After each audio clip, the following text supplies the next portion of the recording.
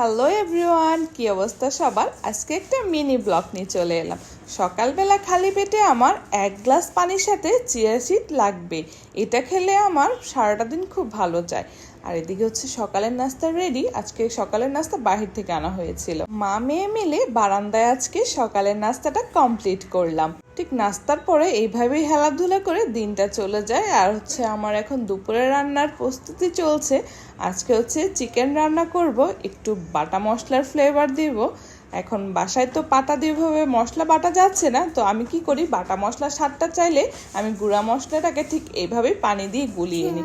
এভাবে রান্না করলে একদম কিন্তু বাটা মশলার ফ্লেভারটা পাওয়া যায়। আচ্ছা, আপনারা কেউ কি ঠিক এভাবে রান্না করেন? আমাকে একটু কমেন্টে জানাবেন তো। আমার মা বলতো মশলা যত কষাবে আর মাংসের সাথে মশলাটাকে যত বেশি কষাবে রান্নাটা ঠিক অতটাই বেশি সুন্দর আর মজা হবে। কিন্তু আমার রান্নাঘর থেকে অনেক এনজয় করি, যেমন রান্না করতে খুব ভালোবাসি, রান্নার পাশাপাশি এইভাবে বাহিরের হাওয়াগুলো আর আলোগুলো আমি খুব এনজয় করি।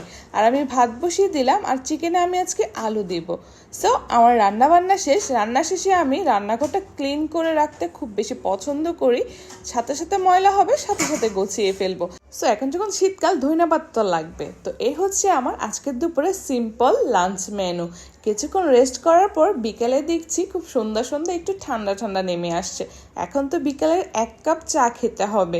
আমিও সুন্দর করে চা বানিয়ে ফেললাম। আমার কেন যেন বিকেলে আর সকালে চা না খেলে কোনোটাই ভালো লাগে না। আমি চাটা এনজয় করি। আজকে এটুকুই। আল্লাহ হাফেজ।